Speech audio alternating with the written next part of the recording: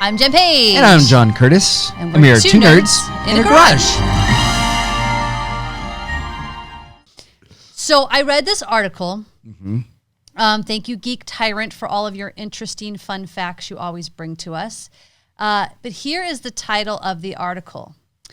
Turns out Pedro Pascal doesn't actually work on The Mandalorian all that often. No! Why would you tell me this?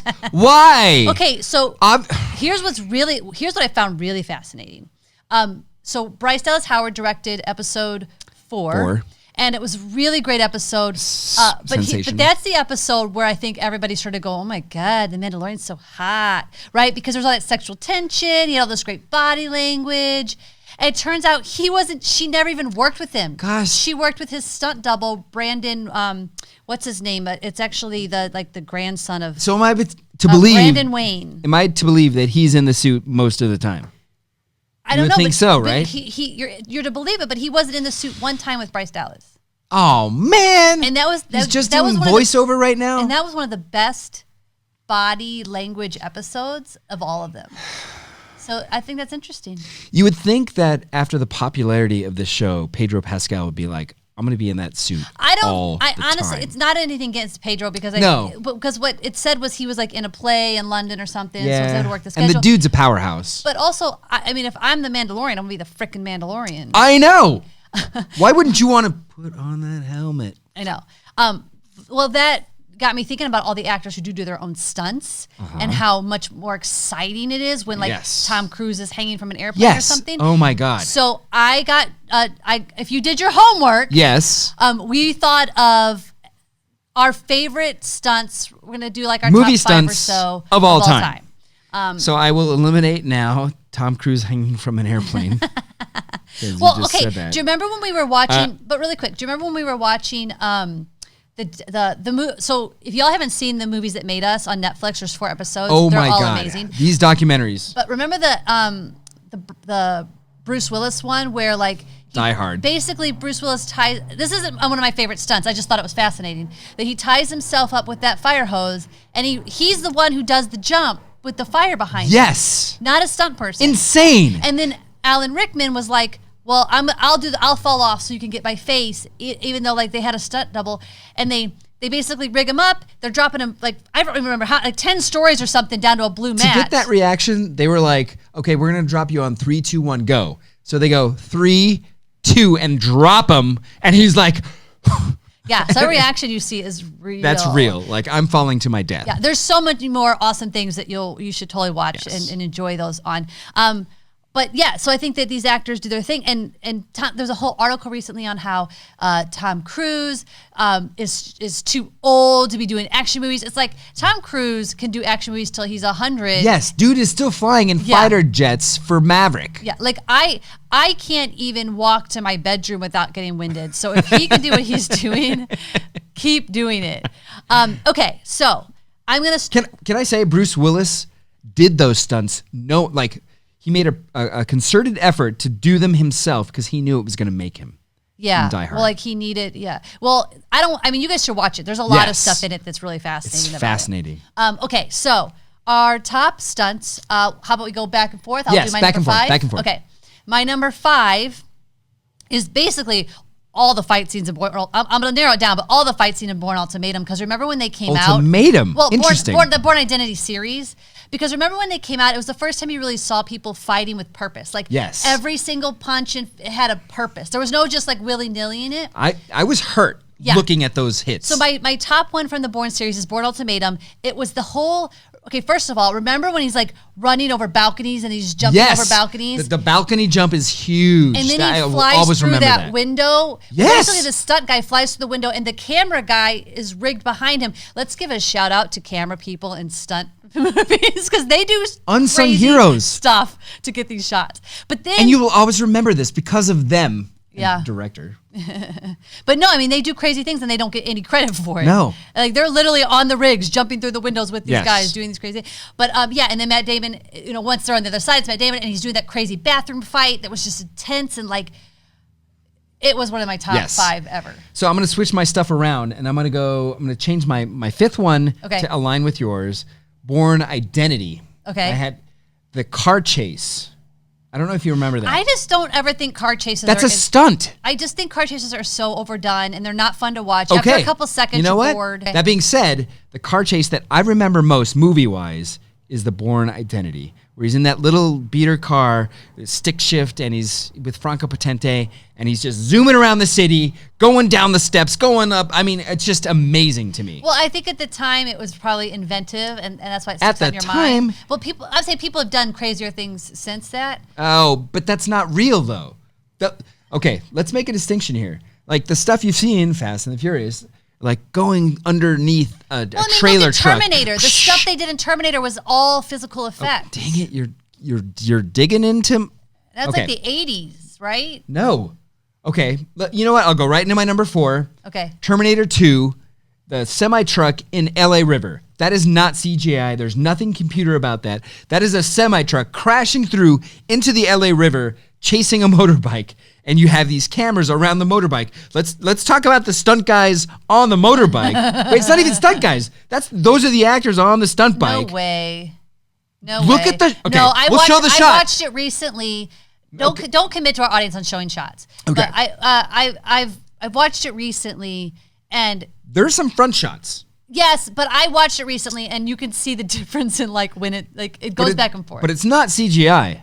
No.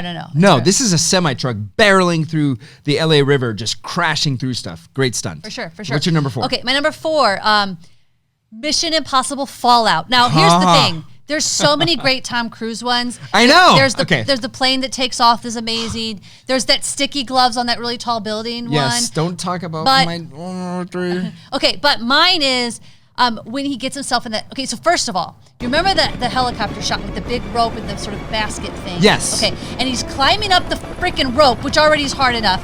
Then you see him. They don't even cut on the helicopter. They watch him hold it. You watch him struggle to get to the thing. Like, he's doing this. There's no cuts, right? Then they cut to him being in the helicopter.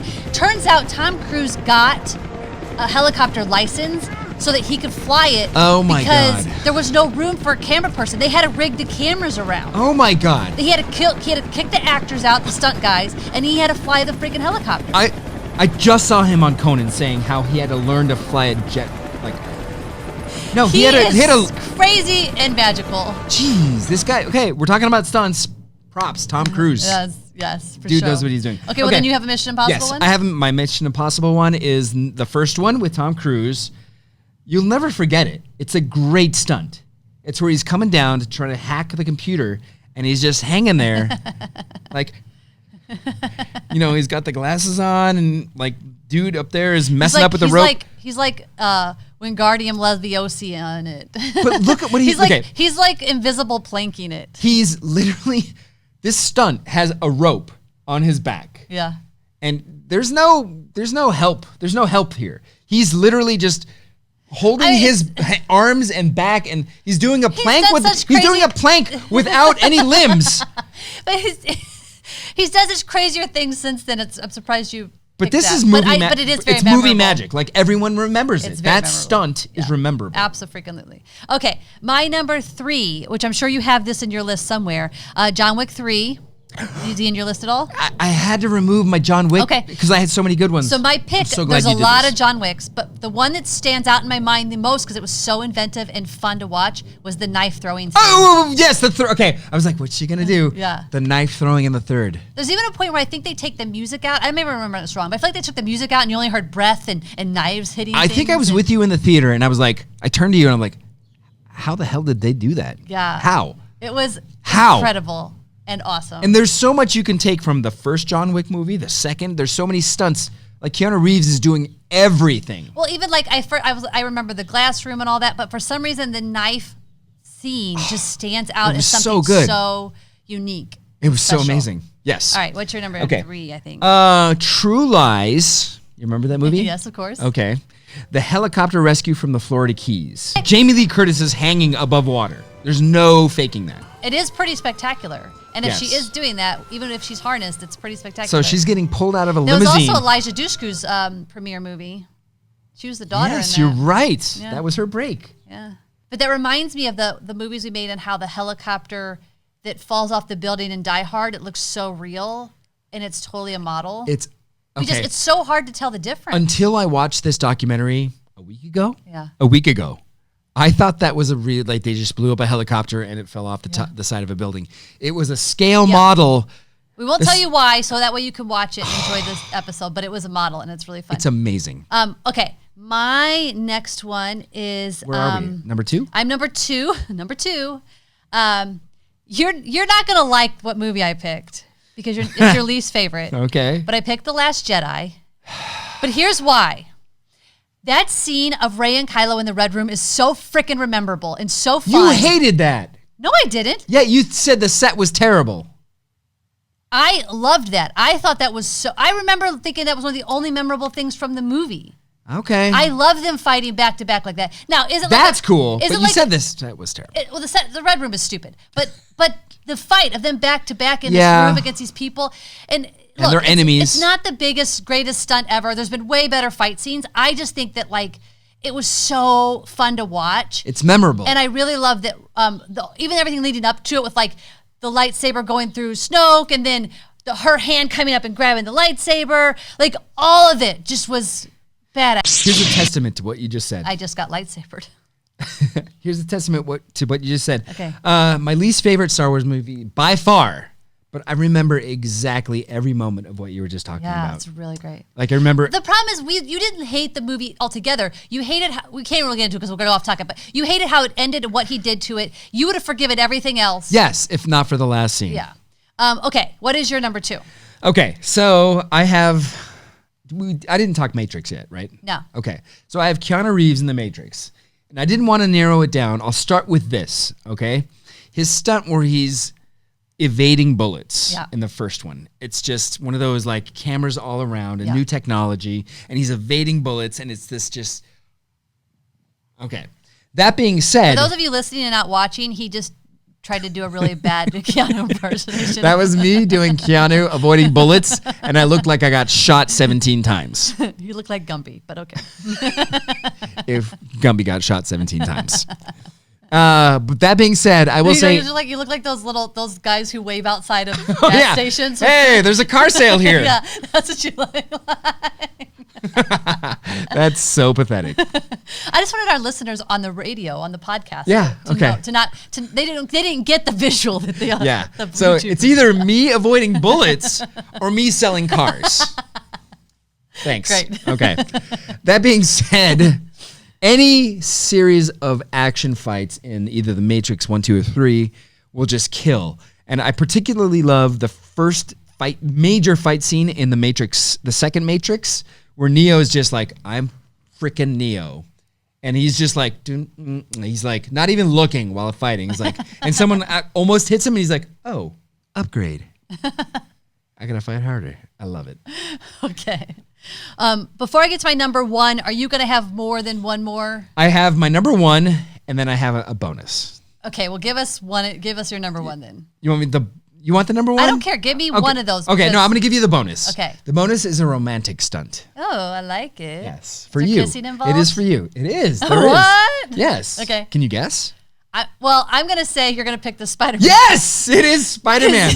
He loves to give me the Spider-Man kiss. I do. So it's... And every time he kisses me upside down, he goes, Spider-Man kiss. Yes. So it's Sam Raimi's Spider-Man. It's Tobey Maguire hanging upside down in the rain, meeting his girl for the first time basically, and the little slow mask. He's upside down. I wouldn't call it a stunt, but okay, I'll take it. It's a stunt. It's cute in that you're like harnessed up. Yeah. You're doing something, and you got rain going up your nose. Yes. When these two actors described what they were doing, they were like, it was a mess. We had there was no real romance. It was just like, okay, you're upside down. I'm like, but I'll leave for work, and she'll lean over the couch. I'm like, Spider-Man kiss. It works. It's hot. Okay. I'll do my number 1, I guess, and then you'll do your number 1. Is your number 1 pretty big? I mean, it's momentous. Okay. My number 1 is from Game of Thrones. Ooh. Oh, how did I miss Game of Thrones?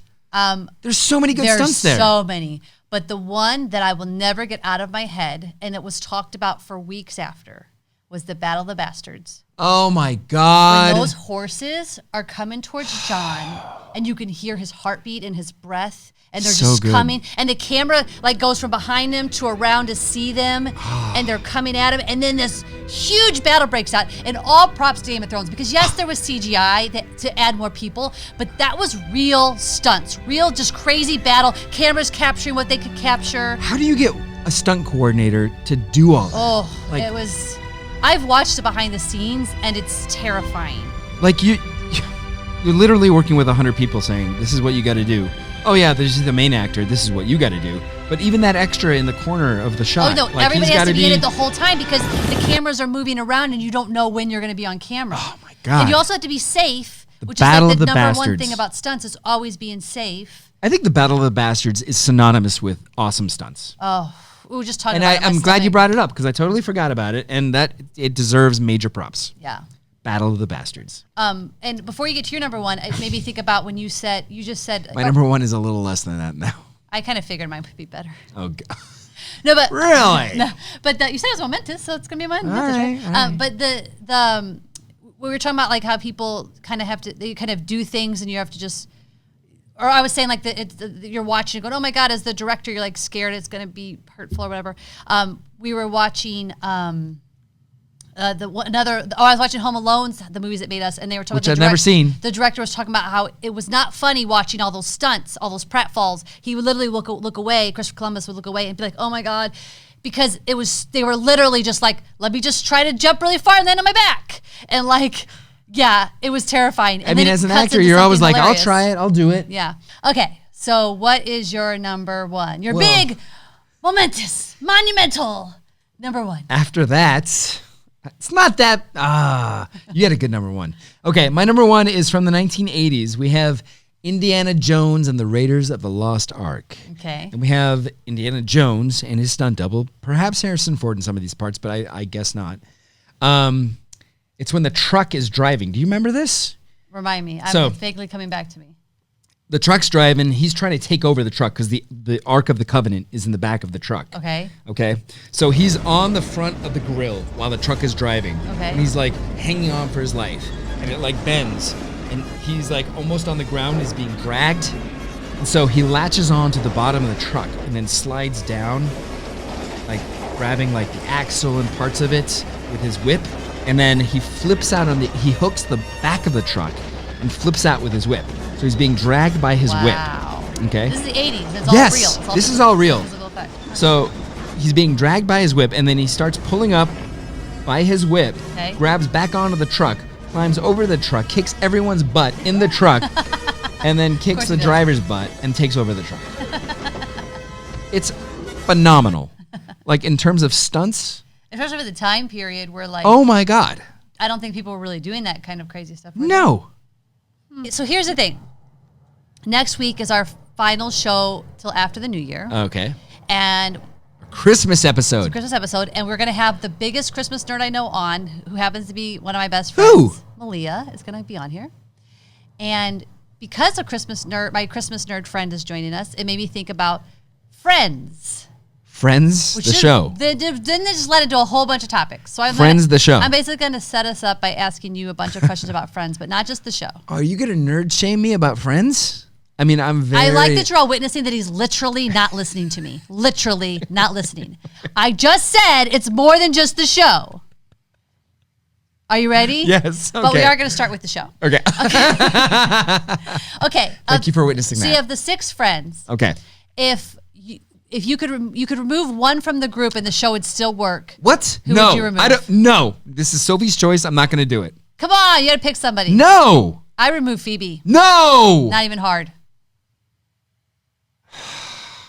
This is why she was in negotiations for her contract and they all stood by her because of people like you. I know, I'm a dick. She was the meanest of all of them, which I know she wasn't mean. Weird. She's eccentric and like hippie and. Come on, you gotta lose one. Who do no, I'm not doing it. You thought I was going to do this? Everybody's waiting for your answer. Fine, Chandler. Ha ha ha ha. So basically, he'd lose himself from the show. I don't want to. It's so. Why would you tear apart one of the greatest shows? She had one of the greatest storylines of all time. You're not tearing it apart. It still lives on forever. No, you're not going to pick one. I'm not going to take. He picked Chandler. Moving on. Okay. Was it okay what Ross did while they were on a break? Oh my God. Are we doing this? No. No, it was not okay? Or no, we're not doing this? We're not doing this. But it was okay. It was okay? They were on a break. Yeah, but it was like the same night. It's like they had a fight. She broke up with him. Yeah, but they had a fight, and then the next day you're going to make up with that person. You are not getting off the hook. I'm just going to tell you right now, if we're ever on a break, no, you better wait at least 6 months. We're not going to be on a break. 6 months. If I die, you wait 6 years. I'm just saying. Fair enough. They were on a break, though. Okay. What was the best friend duo in any sitcom ever?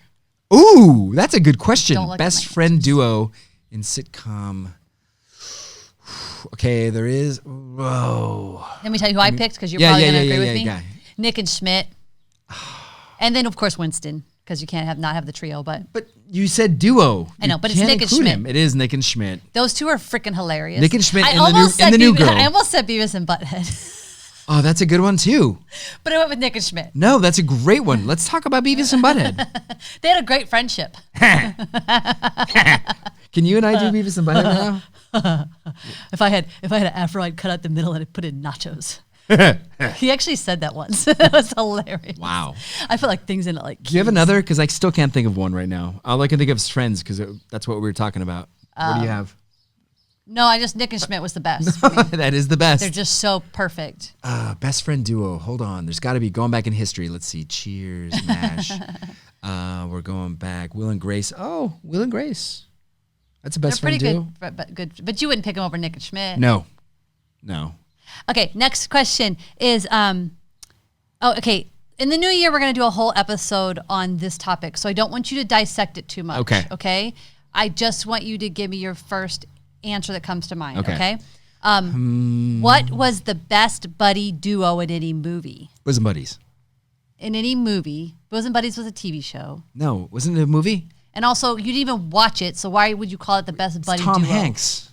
Okay, so you have Lethal Weapon, you have Hans and Luke, you have Rush Hour, you have Wayne and Garth, you have Jay and Silent Bob, and you're going to say Bosom Buddies. You told me to just, it was literally the first thing that popped in my head because it's based on. Okay, but now that you've said it, who is the best movie duo? The best movie duo. All the stuff you said. Seriously. I do want to have a big giant episode. No, we can't. So we can move on. Okay, let's move on. Okay, and then finally, if you could be best friends with any famous person besides Mark Hamill or Harrison Ford, okay, who would you be?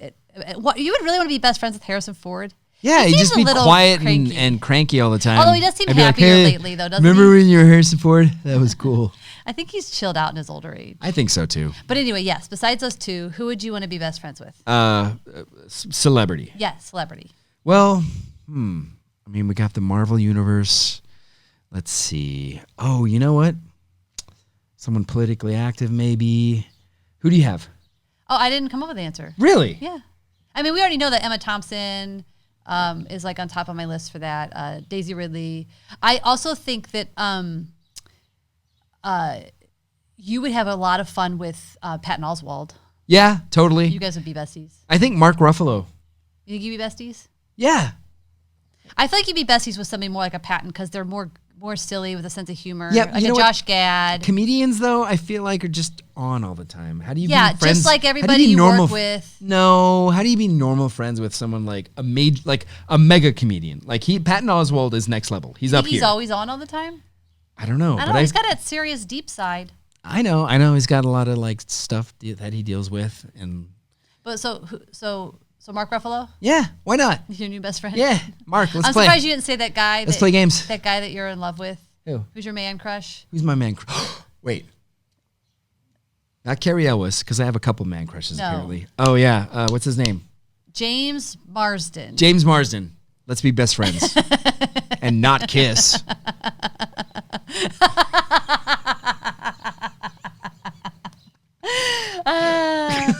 It's hilarious. Like we were watching the Sonic trailer. Yeah, And, it's and terrible. The whole time. Why would you do that, best friend, Mark? No. This is John the whole time. I'm going to imitate you.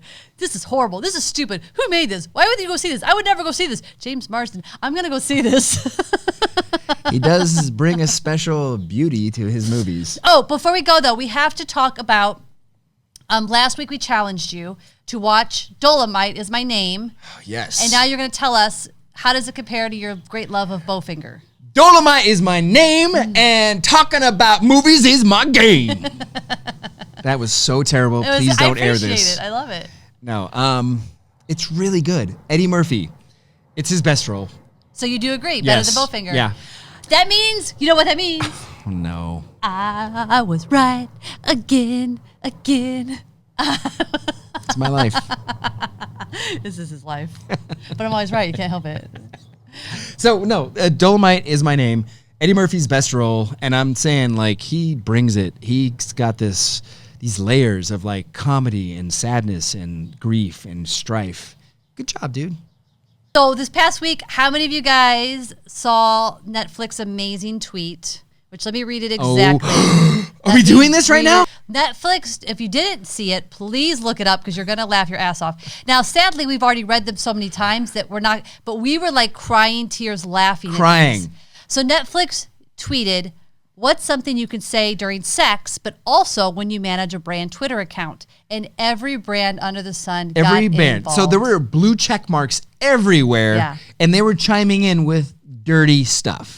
And the funny thing is, one of the first ones I saw was Firefox, and it just got me in because Firefox said, we'll keep this private. Yeah. But then the guy Ezra, who replied to Firefox, said, I can't wait for Internet Explorer to see this in 6 months.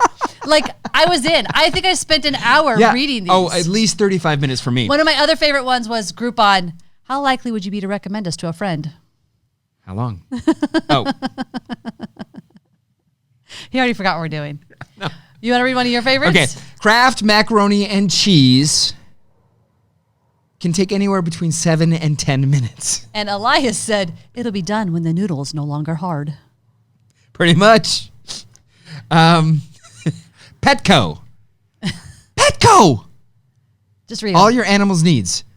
We hope you enjoy these new toys. The toys they put were really wrong. They were really wrong. And then someone replied, oh my God, Petco, how am I supposed to buy any of those for a dog now? I love Mark Espinoza tweeted to Netflix. He said, we have heard your complaints and are working diligently to correct the issue. I thought that was like a regular person, the funniest one. But then Netflix said, thank you for your patience.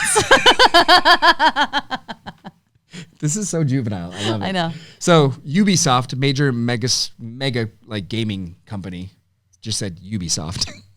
Arby's, they had a very obvious one. Do you want more meat? It's too easy. Animal Planet, send me a good snake pic, which Netflix replied with a picture of a seal. Like hiding. Yeah, like. No, here's one of my favorites. Hot Pockets. Hot Pockets says, nice Hot Pocket. But Josh Gregory says, LOL, who gave Hot Pocket a Twitter? One of my favorites was actually very sentimental because Give Blood, a national donation blood organization, said it'll just be a little prick. But then someone, this Nail said, I laughed. Then I signed up to donate. And he actually has an appointment there. So someone signed up for an appointment because Netflix got all sexual. I love it. It's awesome. Yeah. Our favorite egg brand, we always do Vital Farm eggs. Soft to hard at 8 minutes. DirecTV, coming soon on demand. Oh my God. Mm-hmm. If only. Wiener Schnitzel, the world's most wanted wiener. A Motorola US unfolds to the best 6.2 inches you've ever had. Our company that we have, T-Mobile, up to 4 devices on us. And I love your Fairly Odd Mother laughing says, I hate all y'all for this one. Yes. Audience reactions to this were even like better almost. Deadliest catch. I've got crabs. Oh my God. Moe's Southwest Grill. It's a taco place. Yeah. Oh, that's a good looking taco. Yes, indeed. You got Bernie for the People? Yeah. That one was hilarious. That one was good. Go. Bernie for the People. We're going to make Netflix pay their taxes so hard. Everybody was mad because it went off topic. I thought it was hilarious. BET Entertainment came in a little late, but the best black content all in the palm of your hand. Oh, my God. I love that one of our favorite shows, The Good Place, they actually just put a GIF up from the show of something she said. Yeah. Scared is the best way to be horny.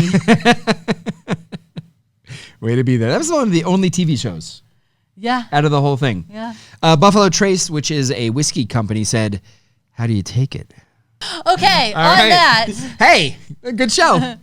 Thank you guys so much for watching. Please share with one friend if you think they'll like it. Visit our merch shop and support us. Yes. Subscribe on Apple Podcasts because that really does help us a lot. Subscribe, comment, rate, review. It's so important. Thank you guys so much for watching. And we want you to go down below in the YouTube comments and in the podcast comments and tell us. What's your best stunt? What's your favorite stunt? What was your favorite Netflix tweet? What is the show you want us to do in the new year? Give us some questions. I want to hear them all.